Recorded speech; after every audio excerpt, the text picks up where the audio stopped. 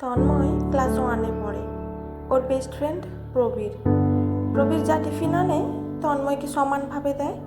সেদিন পেস্ট্রি খেতে খেতে তন্ময় বলল, তোরা খুব বড় লোক বল। দূর, আমার বাবা বলেন আমরা মধ্যবিত্ত।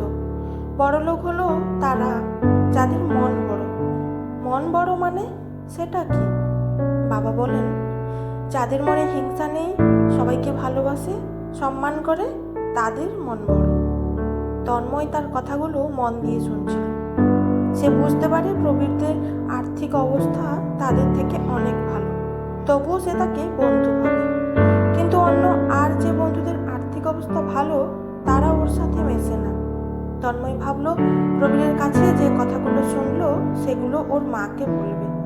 কিন্তু ঘরে ঢুকতেই বুঝলো আজও মা বাবার ঝামেলা হয়েছে।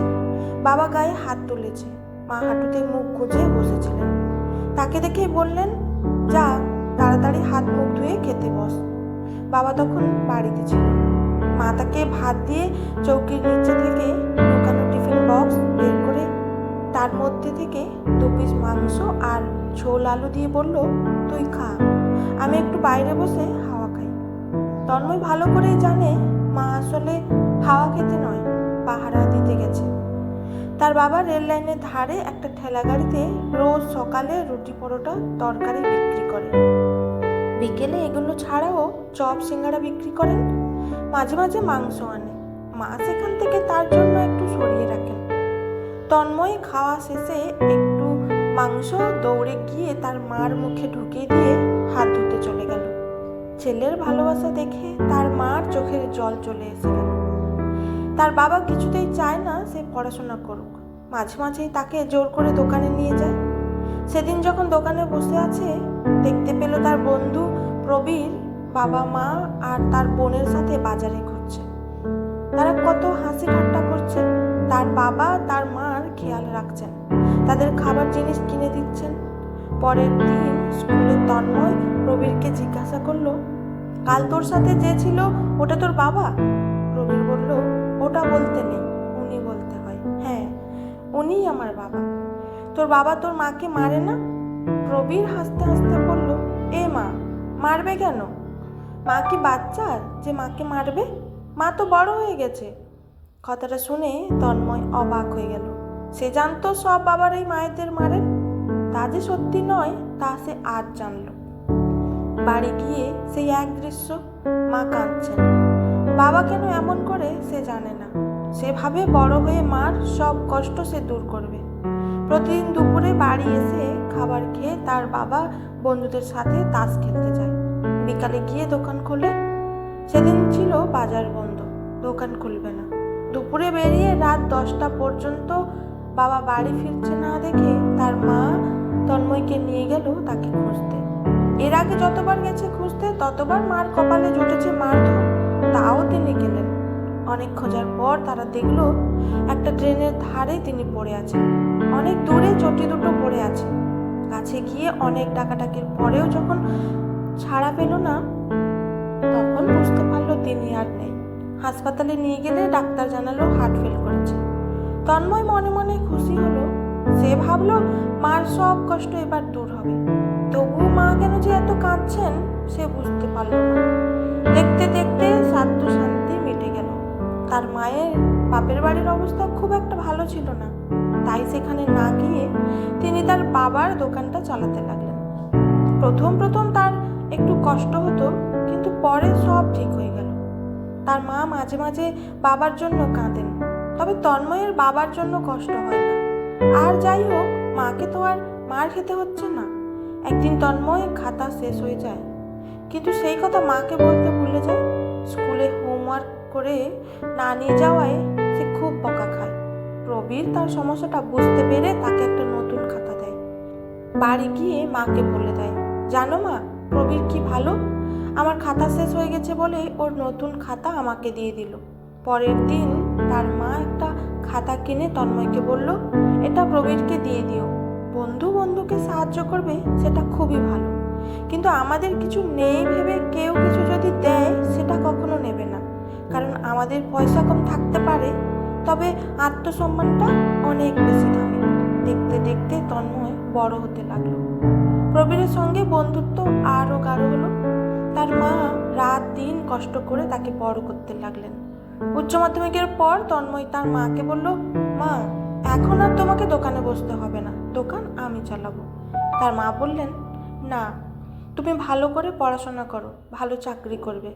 দোকানে একবার ঢুকলে ব্যবসায় মন বসে যাবে, তখন আর ভালো করে পড়াশোনা হবে না। আমি কিন্তু সেটা একদম চাই না। আর তো মাত্র কটা বছর, তুমি পড়ো। বিএ পাস করার পর সে একটা প্রাইভেট জব পেল, মোটামুটি মাইনে। মাকে বলে, তোমার আর দোকান চালাতে হবে না, বাড়িতে একটু আরাম করো। মা বললেন, না, যতদিন পারি দোকান চালাবো, না পারলে বন্ধ করে দেব। আর তাছাড়া তুমি কাজে গেলে বাড়িতে একা একা কি করব? এর মধ্যে একদিন প্রবীর তার বোন কৃষ্ণার বিয়েতে তন্ময়কে নিমন্ত্রণ করে গেল। কিন্তু বিয়েতে এক সমস্যা দেখা দিল। জানা গেল হবু বর অন্য একটি মেয়েকে বিয়ের প্রতিশ্রুতি দিয়ে বিয়ে না করাই অ্যারেস্ট হয়েছে। বিয়ে বাড়িতে কান্নাকাটি শুরু হলো। প্রবীর তন্ময়কে বলল, এই বিপদ থেকে তুই আমাদের রক্ষা কর, আমার বোনকে তুই বিয়ে কর। তন্ময় বিপদে পড়ে গেল।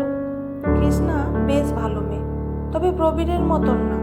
তাই সে বলল, দেখ, কৃষ্ণা যেভাবে মানুষ হয়েছে আমাদের বাড়িতে গিয়ে অ্যাডজাস্ট করতে পারবে না।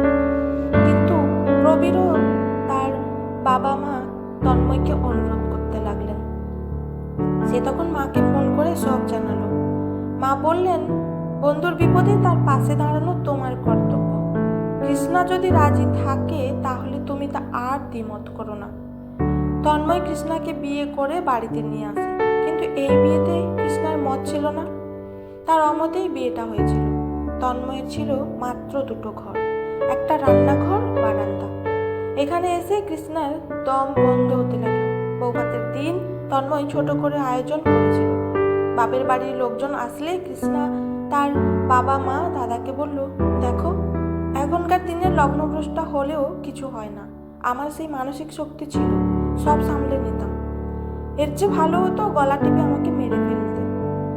তার দাদা বলল, তন্ময় খুব ভালো ছেলে, ও তোর খেয়াল রাখবে। তার বাবা মা যা বললেন, জানি এমন বাড়িতে থাকতে তো সমস্যা হবে, আমাদের তো টাকা পয়সার অভাব নেই, সব ব্যবস্থা করে দেব, তুই চিন্তা করিস না। তন্ময়কে কৃষ্ণার আগাগোড়া ভালোই লাগতো, তবে এই বাড়িতে এসে তার শাশুড়িকে তার মোটেই ভালো লাগতো না। চোখ মুখ বসা, চুলগুলো রং করে না, পরিষ্কারভাবে থাকে, কিন্তু তার মায়ের মতো সেজে গুজে থাকে না। খেতে বসে তাড়াহুড়ো করে খায়। ঘরে গ্যাস থাকতেও বেশিরভাগ রান্না কয়লা উনুনে করে। তাকে অবশ্য কিছুতে বাধা দেয় না, দেরি করে ঘুম থেকে উঠলেও কিছু বলে না। রান্না বান্না কাজকর্ম নিজেই করেন, তবুও ওনাকে তার পছন্দ হয় না। এর মধ্যে একদিন কৃষ্ণার বাবা এসে তন্ময় ও তার মাকে বললেন, দেখুন, আমার যা টাকা পয়সা আছে সব দুই ছেলে মেয়ের, তাই আমি চাই এখানে মেয়েকে একটা বাড়ি করে দিতে। তন্ময়ের মা বললেন, না না, এমন করবেন না, আমার কাছে আমার আত্মসম্মানটাই অনেক দামি, আমি চাই না লোকে দুটো খারাপ কথা বলে। আর আমার ছেলে তো ভালো চাকরির চেষ্টা করছে, ও ঠিক একদিন আপনার মেয়ের জন্য সুন্দর বাড়ি বানিয়ে দেবে। তন্ময় বলল, হ্যাঁ কৃষ্ণা, এখন আমার দায়িত্ব, কটা দিন একটু কষ্ট করুক, আমি তারপর সব ঠিক করে দেব। আর কষ্টের মধ্যে দিয়ে গেলেই তো আমাদের সম্পর্কটা আরো মজবুত হবে। কৃষ্ণা এতে খুব রেগে গেল।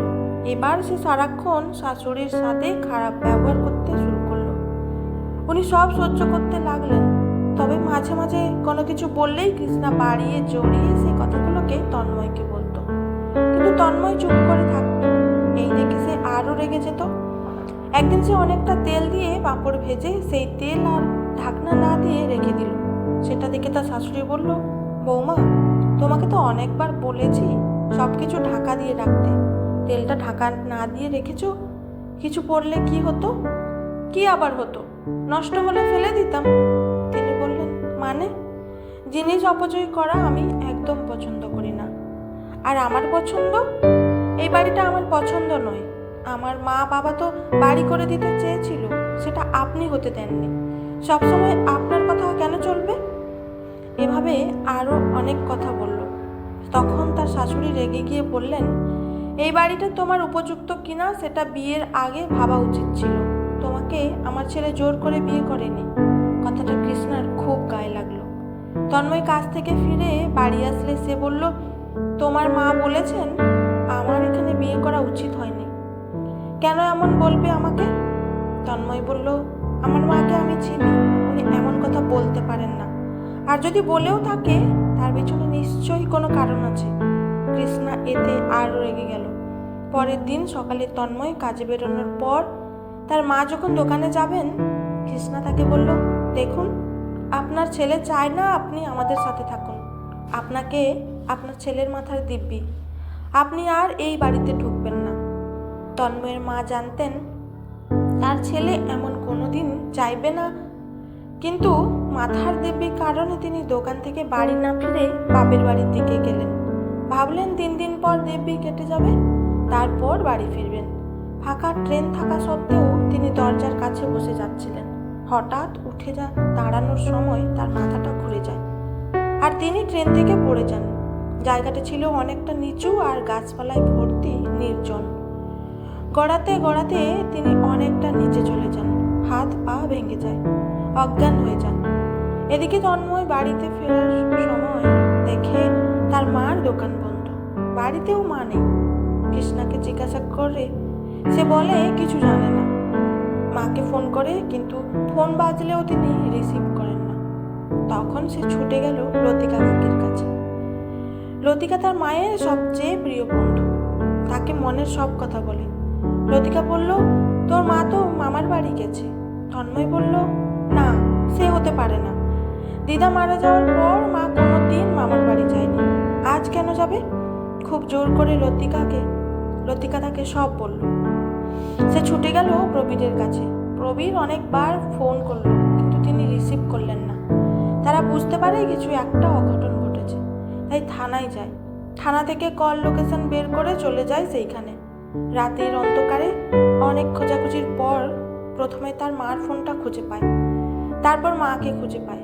হাসপাতালে তাকে ভর্তি করা হলে ডাক্তার জানায় তার অবস্থা খুবই খারাপ, শরীর থেকে অনেক রক্ত বেরিয়ে গেছে, তাই যে কোনো কিছু হতে পারে। অনেক টাকার দরকার চিকিৎসার জন্য। প্রবীর টাকা দিতে চাইলেও তন্ময় না করে দেয়।